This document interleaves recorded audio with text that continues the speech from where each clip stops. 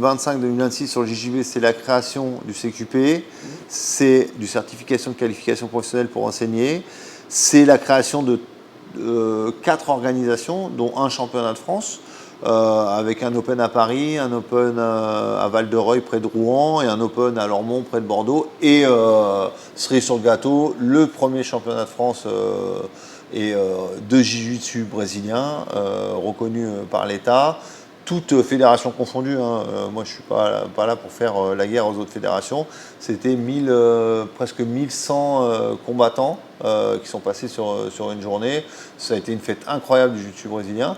Ça, c'était la première saison. La deuxième saison, ça va être de pérenniser ces organisations. Aujourd'hui, c'est d'en faire sur toute la France. Je crois qu'il y en a déjà presque une quinzaine de prévus pour la saison prochaine. Il n'y a pas un territoire qui sera oublié, avec un accès un peu différent que des autres organisations. Aujourd'hui, à partir du moment où on est licencié, l'accès sera simplifié.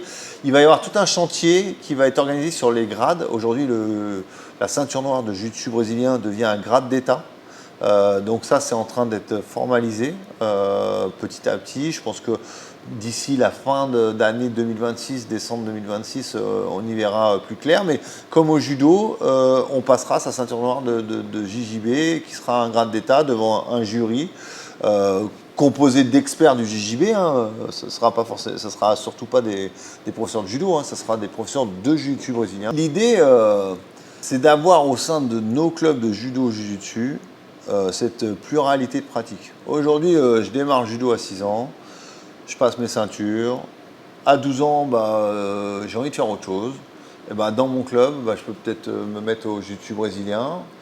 Puis je progresse, je vais sur le circuit du jiu-jitsu brésilien. Puis finalement, à 17 ans, j'ai de nouveau envie de refaire du judo, puisque finalement, même si les règles sont très différentes, il y a quand même des similitudes dans la pratique. Pour être pratiquer les deux, je m'en suis rendu compte assez rapidement.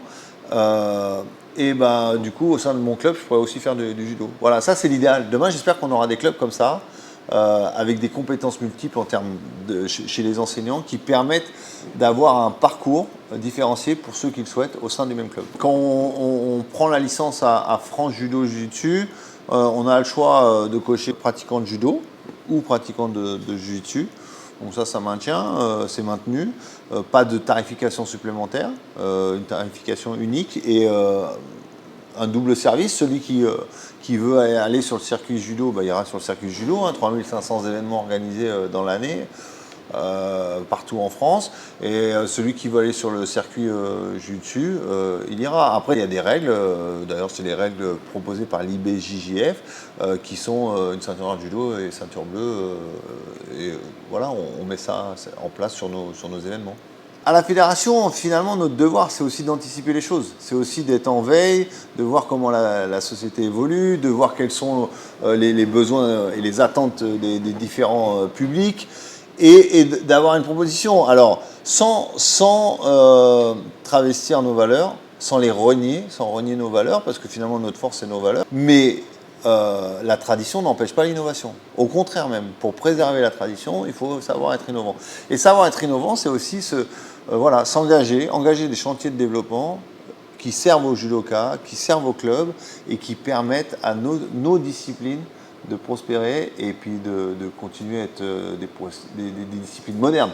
Donc aujourd'hui, dans tout ce qu'on évoque là, le développement du judo loisir, le développement du jiu-jitsu brésilien, le développement du judo santé, du taïso, tout ça, c'est des enjeux qui sont importants pour permettre aux pratiquants de s'épanouir le plus longtemps possible dans les clubs affiliés à la Fédération française de judo. Et ça, c'est à ça qu'on s'attache aujourd'hui. Et vraiment, on est au cœur, là, on est à mi-mandat, on va dire, mais c'est le cœur du mandat. Le développement, c'est public. Aujourd'hui, on a plus de 90 000 pratiquants qui ont plus de 30 ans. Ce qui est incroyable.